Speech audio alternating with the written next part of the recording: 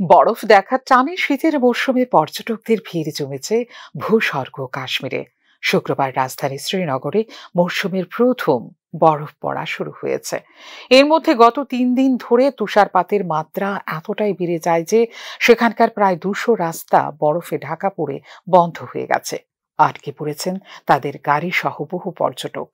রাজধানী শ্রীনগর ছাড়াও গন্ডারবাল, অনন্তনাগ, পুলওয়ামা, ডোডা, শোপিয়ানের মতো একাধিক এলাকায় তুষারপাত হচ্ছে। তুষারপাতের ফলে বন্ধ হয়ে গেছে দক্ষিণ কাশ্মীরের বহু রাস্তা, ব্যাহত হচ্ছে যান চলাচল। এদিন প্রবল বৃষ্টি হয় জম্মুতে।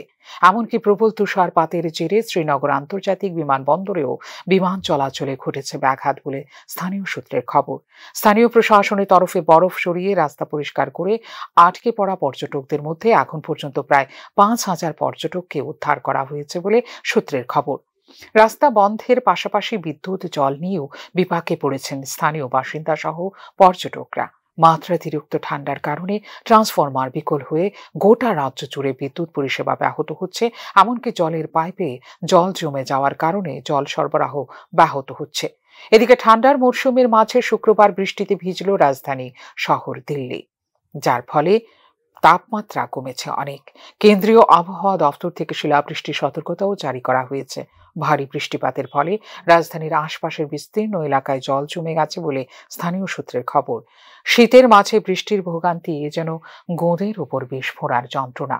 29শে ডিসেম্বর রবিবার পর্যন্ত বৃষ্টিপাতের পূর্বাভাস জারি করা হয়েছে আবহাওয়া দফতর থেকে। এদিকে শনি ও রবিবার দিল্লিতে বৃষ্টির জন্য হলুদ সতর্কতাও জারি করা হয়েছে বলে স্থানীয় আবহাওয়া দপ্তরের সূত্রে জানা যায়। ফিউরো রিপোর্ট, নিউজ নাও।